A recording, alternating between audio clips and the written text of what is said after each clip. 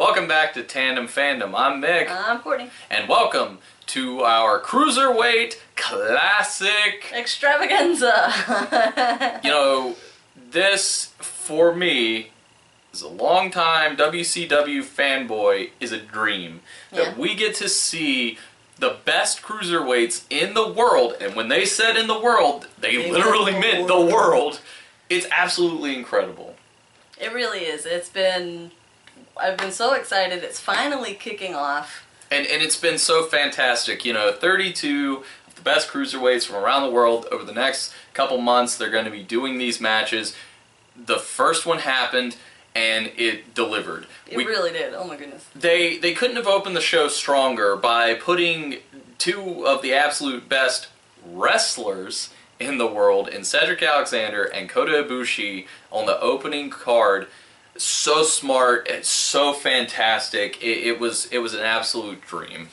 Yeah. It was just cool to see Cedric on TV. It was. You know, just everything about this I like. I love the look of the show. Right. You know, I love the way they're presenting the guys. You know, they're representing their countries. It's very official, very real. It's more sport-based. It feels a little bit more like something we would maybe see in Japan. I definitely see kind of like the fingerprints of like the J Cup or Best of the Super Juniors or, you know, something along those lines. A little bit of like MMA influence with the... Yeah, they're shaking hands. There's a ref. They hold the hands. You know, it's very cool, and the general look, you know, as they walk to the ring, the rampway is diagonal to the ring as opposed to straight ahead. Yeah. You know, so that's really, really cool. They're letting us get to know the wrestlers more as individuals as opposed to characters. You know, we're hearing about their personal lives or their personal struggles on their road to becoming pro wrestlers. So for WWE, that's a big change in the world of, hey, I'm a dentist and I also happen to be a professional wrestler, or I'm a garbage man, I'm an undead wizard. Like, it just for them to present like, no, I'm a wrestler and I'm from Australia and you're a wrestler from Spain and we're going to go in and we're going to have a match. Especially like with Ho Ho Lun coming from Hong Kong. I had no idea there was no professional wrestling in Hong Kong. So that was automatically, I'm drawn into Ho Ho as a person. Well, they did the same thing with Alejandro Saez. He from Chile, and they were like, there is no pro wrestling there. He learned by watching on the internet how to be a pro wrestler. He traveled to Mexico. He traveled to Japan. Yeah, it's very, very cool.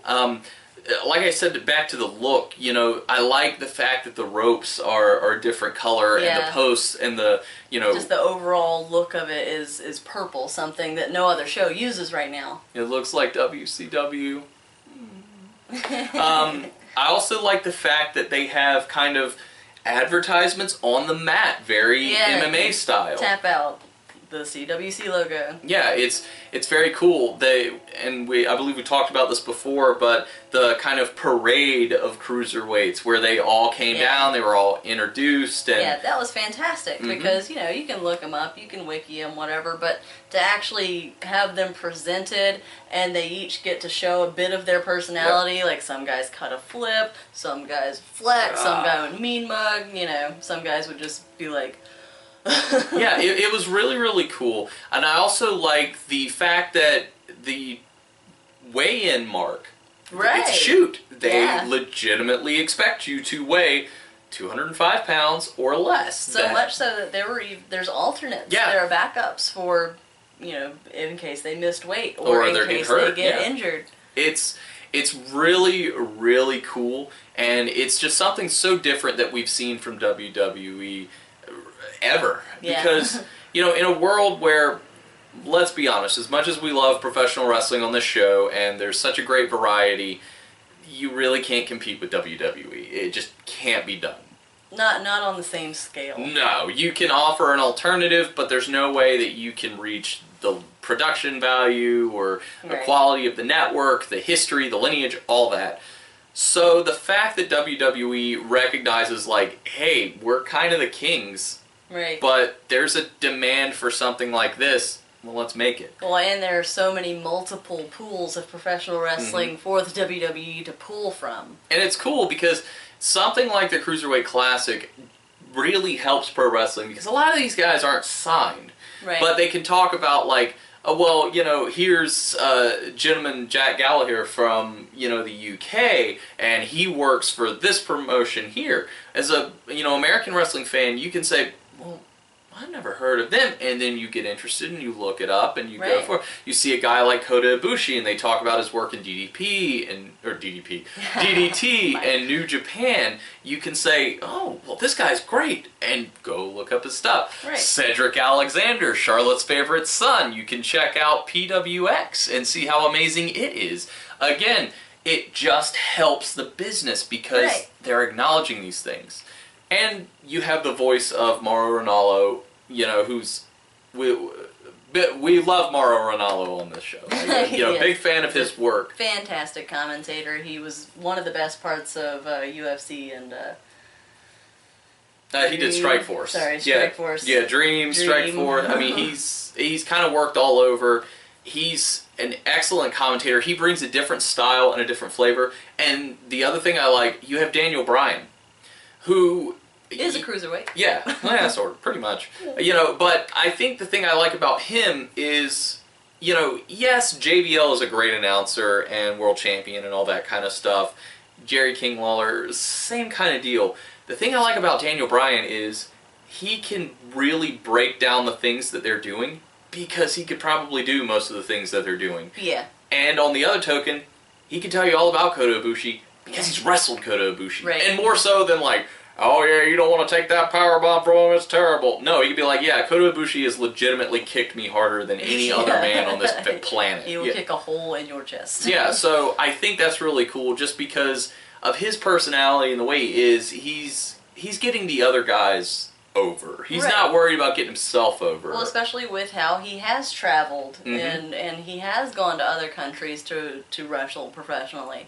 Which a lot of, you know, WWE talent, especially older WWE talent, they just don't have that experience. So Daniel can really relate to these guys for multiple reasons, and he also really, really, really loves wrestling, and that comes through. I could watch him just gush over the fact that this is happening for hours. I think that's the best part, is the fact that he loves wrestling, and not just the entertainment factor of like the larger than life characters and the storylines, because this is kind of straight up, this is a wrestling fan's dream because that's all what it's about. It's about the in-ring performance. Professional wrestling tournament.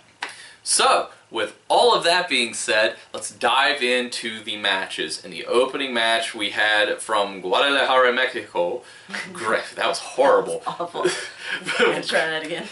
From Guadalajara, Mexico, Gran Metalik against Chile's Alejandro Saez. Great match, great opener. I was super stoked to see Gran Metalik, and he delivered, man. He was awesome. I like his style a lot, and they talked a little bit about like how Saez cut over 25 pounds to make the weight. I think it was like 30 pounds. Was it that much? Okay, I knew it was a lot. And again, they talked about how, you know, they don't have pro wrestling in Chile, so he had to learn, and the shooting star press that he did off the apron, that was sweet. That was amazing, yeah. And he was kind of a bigger guy too. Like, he seemed like, is he really a cruiserweight? Like, he looked like he was thin, yes, but he looked like a larger guy. But, you know, great strong match to open with. Going back to the commentary, what I really loved, which, you know, gave it that extra bit of realism, was the way Mauro and Daniel were talking about, is the weight cut going to affect him? Is he going to get fatigued in the later rounds? I was like, are we watching MMA? And that was the I think that's the best part. It's that they're calling it completely different. They are treating it more like a sport, more like a shoot, but they're not talking down, or they're not like, wow, yes, that punch would seriously did him dead. No, they're not doing that, but they're just taking in things that, like, you might not consider because, pro wrestlers travel.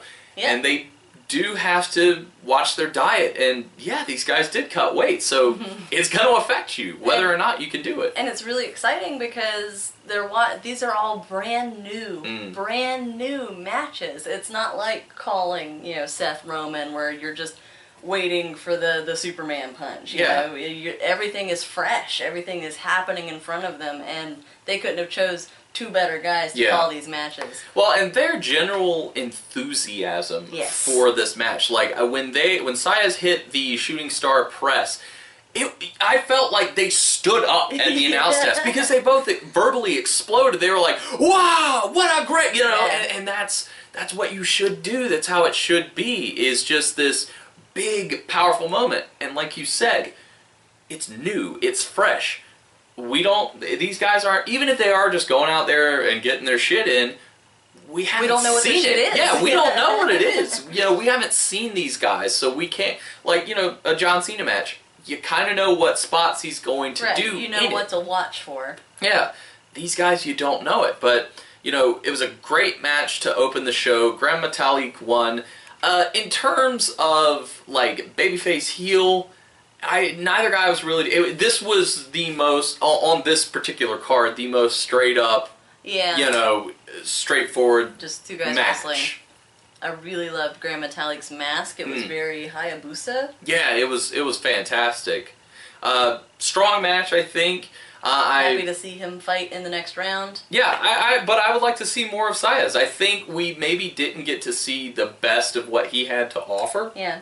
And I'm interested to see what's going to happen to a lot of the talent that does not advance in the tournament. Because there's going to be a lot of guys that are not going to advance out of this first round. So I'm interested to see if they're going to be utilized in NXT.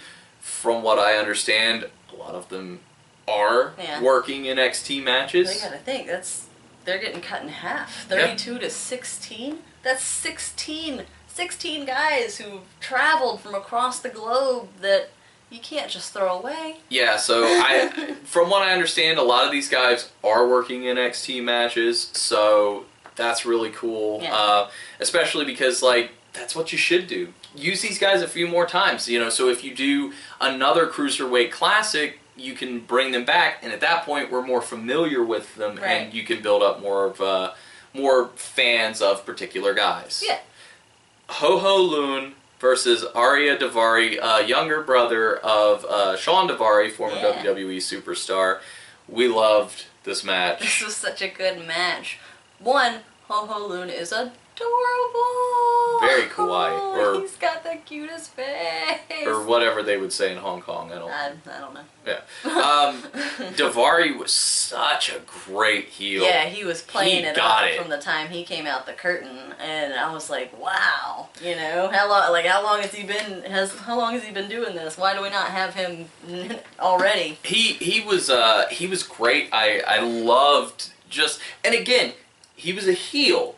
Yeah. But he seemed more of a heel you would see in, say, MMA, where he's not pulling the tights or cheating, but more aggressive and more I'm not your buddy, I'm not your friend, I'm not gonna shake your damn hand. Come on, let's go. Waving off the crowd. Yeah, it was more focused, so I enjoyed that. It was a different portrayal of a heel that we typically see, because he wasn't shut up to people in the front row. He was he didn't care. He was there to wrestle and get down to business. Yeah, and it was a great match. It's the Grand Metalik and Alejandro Saez was a great match, and this topped that match. I agree, and that's what I think we're going to see a lot is. Every guy's probably going to the back, hey, follow that. So, I think that was cool. Ho-Ho Loon got the win. I think they got something with him. I think I don't believe he'll win the tournament at all, but I think this is a guy that you could do something with. He had such a great story. He was being from Hong Kong, everybody expects you to be in an office, keep your head down, do your job, and he was like, no, I want to be a professional wrestler. My hope is that we see more of Daivari. Like I said, loved it. He just had it. From a character perspective, he's somebody that got it, and it clicked for him. So that was... And maybe it helped seeing his brother do it. Yeah. Because it was shades of it. Yeah, had to be. And I'm sure, like, his brother probably looked at him and said, all right, when you're out there, you want to do this at this moment, do that at that moment, you know. So it was great, really excellent match. Again, excited to see both these guys and see him again. Yep. So, our man, the man, Cedric Alexander, Charlotte, North Carolina's own, against Clement I was so sure that it was Patois, but as the commentary continued, they kept saying Pachu. So what do we want to... Well, should we call him Pachu? I don't know, because it doesn't seem right. We'll go with Pachu, because at least if, like, we're wrong, we can say, well, Daniel Bryan said it. No, Daniel Bryan said it. Again, this was Pachu was kind of working a heel style, a lot like Daivari did, and they, I believe, specifically said he intended to work the count to 4. Like, he was like, I'm not going to let up. And he was fit, like, holy cow. Just like shoulders and muscles on top of muscles. Yeah. So, you know, Cedric, we kind of knew a little bit of what we were to expect from him. Right. Having seen him several times at PWX. High energy, good spots. Mm-hmm. He's kind of that great blend of, he's a guy that can kind of work a little bit of a power, stronger style because he's strong, but he's super athletic, so he can do the high flying style. So he's really capable of doing both. Yes, awesome to watch. You know, like you said, we've seen him a few times. Never have seen him put on a bad match. You know, I've seen him in Ring of Honor. PWX is where we've seen him the most. Do you have a favorite Cedric match? You know, I could watch him and Ethan Case wrestle forever. Yeah, that was excellent. But with Chris Hero, that was the best one I've personally seen, I think. I really enjoyed his and Roddy's match, him and Roderick Strong. I thought they put on an excellent match. He's going, the next PWX show we're going to, he's wrestling one of my guys that I really love to watch in Marty Skrull. But I'm with you. I think his match with Chris Hero was just so fantastic. Yeah. You know, especially because Hero is so much bigger than Cedric. You know, he's taller, he's heavier.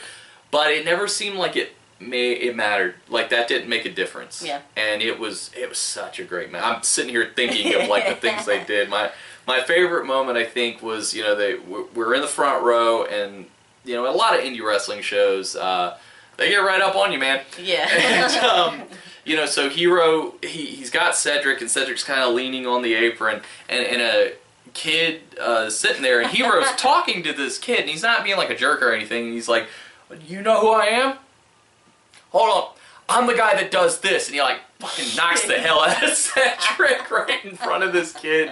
But yeah, it was great. Yeah, so I'm with you. Yeah, his match with Heroes. It was a slobber knocker. It was in the ring. It was out the ring. It was in the crowd. It was over the crowd. Yeah, that was such a great match, and you know, I don't know how many more PWX matches we get to see with Cedric, especially with his performance in this Cruiserweight Classic. This match was amazing. Well, you know, Ciampa's done some indie stuff ever since he's gotten signed. That's so true. Maybe it won't choke him off so much to his adoring public. It's possible. I mean, we can hope. You know, but bottom line, Cedric, we love you. So about the match, really great back and forth. Not a lot of high flying, as the commentators kind of told us from the beginning. Is like Pachu, he's Lance Storm trained, not really much of a high flyer, more of a technical wrestler. Yeah. You know, and it was that. But again, Cedric's versatility, he can work a match with anyone, and doesn't look bad. But of course, he hit the lumbar check, just awesome. Yeah. Awesome moment. Just such a great match. This may have been my favorite match of the night. It was fantastic. I mean, I love Ibushi. They worked so well together. But Cedric, Cedric works really well with anybody. You just can't help but root for that guy. Like, even when he's been a heel at PWX, I don't think anybody ever cheers against him because you just kind of can't. He's too good. So The main like Apollo Crews with attitude. Yeah. So the main event, Kota Ibushi from Japan. Cedric won. Oh yeah. By the way, so I had to say this. So Kota Ibushi representing Japan against Sean Maluda from America Samoa, one of the Anoa'i family members. Talked about his Uncle Afa. Yes, which was pretty cool. You know, another one of this family. This dynasty, the Samoan dynasty. I think the reason why I liked his kind of backstory the most is because, yeah, we've seen Roman, and we've seen the Usos, and we've seen Rikishi and Rock, and they're these big, giant dudes. Yeah. So here's the Cruiserweight one of the family. Here's the runt of the litter. It was great. It was great. I loved his look, his shorts that had the tassels, frills, tassels. It was great. Of course, Ibushi the guy is amazing. He's so pretty. He's got the best hair. He is kawaii. He is kawaii. He's my husbando now. Well, there you go. Stolen from me. I would like to just say that Kota Ibushi is how I discovered my favorite active professional wrestler in the business today, Kenny Omega. I discovered him. Like a hand symbol. He does. Omega. You know, I discovered him because of Kota Ibushi and a lot of the great matches that they had, both as a tag team and against one another in DDT. Mm-hmm. So watching a lot of Ibushi stuff, that's how I found Kenny, and I was like, oh my god, this man is amazing. And it began a long journey of love. No. But Kenny's not a cruiserweight, so... Yes. So that's neither here nor there. He's not a part of this episode. But Ibushi, man, like... Kenny's very big. The blend that he has of the strong style with the high flying ability that he can do, and his selling is unreal. Yeah. Like Maluda actually missed a move going over the rope, and it still looked like Ibushi totally got knocked the crap out. It did. The other thing that I liked is Maluda went up to, I believe it was the second rope, and he hit the knee face buster, the code breaker, and Ibushi like flipped like over his head. And he took how did he do that? He took the super kick from Maluda, and it looked like he died from it. He was just, you know, and... But on the other hand, the first time Ibushi kicked Maluda, I'm not sure if Maluda was selling or if he literally knocked the crap out of him, because he looked like he was in pain. He kicked him in the thigh, and Maluda just dropped. And again, I don't know if that's he's just doing a great job selling, or... No, he straight up kicked him really hard. Yeah, because anybody who watches MMA knows about that nerve that runs down the outside of your thigh, and once you hit it, man. Ugh. Especially with those, because Ibushi actually did fight MMA, right? He did, yeah. He's kickboxer, Kickboxer, so he knows. Black belt in karate, I believe. You whack that shin against that outside of the thigh, and you're going down. It hurts. The thing that I liked as well is, you know, when Ibushi won, he won via the last ride powerbomb, or it was the last ride sit out powerbomb. Yeah. But it's cool because Ibushi is kind of a larger cruiserweight, so I thought it was neat that with him you got the blend of everything. There was great technical wrestling, there was awesome high flying, like you did the triangle moonsault to the outside. Yeah. But then you got a little bit of the power with the, you know, he gets him up and then boom, slams him down. So I like that a lot. I think that was really cool, and I hope we get to see other guys kind of do something along the same lines. Right. And it was really just great to watch him work, because he is a veteran in professional wrestling, unlike most of these other guys who are still kind of green.